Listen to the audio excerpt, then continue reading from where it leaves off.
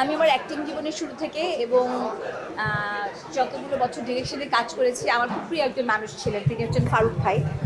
উনি বাংলাদেশের খুবই একজন অসাধারণ একজন মেকআপ আর্টিস্ট ছিলেন। হ্যাঁ, তো এবার আমি যখন কাজ করতে গেছি তখন ফারুক ভাইয়ের পুত্র মিলনের সাথে কাজ করতে গিয়ে আমার অদ্ভুত একটা অন্যরকম ভালো লাগা কাজ করেছে। প্রত্যেকটা মুহূর্তে আমার মনে হতো ওকে আমি বোধহয় ফারুক ভাইয়ের সাথে কাজ করছি। এবং যেদিন আমাদের লুক টেস্ট ছিল সেদিন যখন মিলনের সাথে আমার দেখা হলো, সো মানে উই অলমোস্ট স্টার্টেড ক্রাইং। যে কারণ আসলে জানো মানে এই ইন্ডাস্ট্রিতে আমরা তো একটা লম্বা সময় পথ চলেছি বা চলছি। এখানে না আমাদের পরিবারের মানুষদের চাইতে না ইন্ডাস্ট্রির মানুষগুলো আমাদের অনেক আপন। তুমি খেয়াল করছো কিনা জানি না, আমি তখন বলছিলাম যে ভাইজান আই লাভ ইউ, জাহিদকে কিন্তু আমি ভাইজান ডাকি, মৌকে আমি ভাবি ডাকি। সো মানে মিলনের সাথে কাজ করছি, ফারুক ভাইয়ের পুত্র, আমি I was really really very emotional. এবং মিলনও, আজিজ ভাই একটা ছবি বানাচ্ছিলেন দিল, তো ওইটাতে কমার্শিয়াল ফিল্মে আমার অভিষেক ঘটলো, শাবনাজ, নাইম, শবনম আপা আর আমি। তো দিল হয়ে যাওয়ার পর সবার খুব আগ্রহ যে আমি যেন ফিল্মে নিয়মিত হই অভিনয়ে। তো আমি তো সিনেমায় নিয়মিত কিভাবে হব, আমি না পারি ফাইটিং, না পারি ডান্স। হ্যাঁ, আমার সম্বল তো আমার থিয়েটারের অভিনয়। তো আমি অনেক কি মানে অস্বস্তিতে ছিলাম, আমার মনে হচ্ছিল আমি আসলে পারবো না, মানে ওইটা সম্ভবত আমার জায়গা না।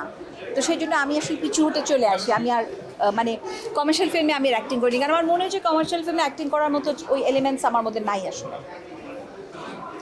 তখন এটা একটা মজার ঘটনা, মোহাম্মদ হোসেন সনি সিনেমা হলটা যাওয়ার ছিল। তো মোহাম্মদ হোসেন উনি তো প্রযোজক, পরিবেশক সব কিছু ছিলেন, ডিরেক্টরও ছিলেন। তো উনি একটা সিনেমা করেছিলেন, ওটার নাম সম্ভবত জনম জনম, যেখানে দ্বিতীয়াপা এবং শাবনাজ দুজনে কাজ করেছিলেন। তো হোসেন ভাই আমাকে এসে বললেন যে ভাই তুমি তো অভিনয় করবে না বলছো। আমলাম জি। বলছি যে তোমার গলাটা আমার ভারী মিষ্টি লেগেছে, তুমি একটা কাজ করো, তুমি শাবনাজের ডাবিংটা করো। তো আমি বললাম আমি, বললো যে হ্যাঁ আমার ধারণা তোমার ডাবিংটা শাবনাজের গলা মানে শাবনাজের অ্যাক্টিংকে আরও বেশি আর কি মানে কমপ্লিমেন্ট করবে আর কি। তো আমার না সবসময় নিজের কণ্ঠস্বর নিয়ে অত কনফিডেন্স ছিল না আসলে। তো আমি মানে হোসেন ভাইয়ের উৎসাহে মূলত আসলে শাবনাজের একটা ডাবিং করলাম এবং সামহাও ওর চেহারা আর আমার গলা খুব মিলে গেল। এবং তারপরে দেখা গেল যে একটা লম্বা সময় কত যে ছবিতে আমি ডাবিং করছি শাবনাজ আমি ঠিক বলতে পারবো না। এবং সেটার মধ্যে দিয়ে আমি অনেক সমৃদ্ধ হয়েছি, কারণ এন্টার ফিল্ম ইন্ডাস্ট্রি অনেক বাঘা বাঘা অভিনেতা, পরিচালক যাদের সাথে আমার কাজ করার সুযোগ হয়েছে। যেমন একজনের কথা তো এই মুহূর্তে ভীষণভাবে বলতে ইচ্ছা করছে, রোজি সামাদ।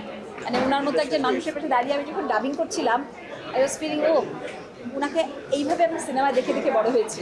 এরকম অনেক অনেক মানুষ, অনেক মোর দ্যান 25-30 তো হবে অল টুগেদার। ইনফ্যাক্ট শুধু যে শাবনাজের ডাবিং করেছি তা না, মূলত শাবনাজের ডাবিং করেছি। কিন্তু তখন যেটা হতো যে শহীদুল ইসলাম খোকন উনি যে নতুন সব মানে নায়িকাদেরকে নিয়ে কাজ করতেন, ওদের ডাবিংগুলো করে দিতাম।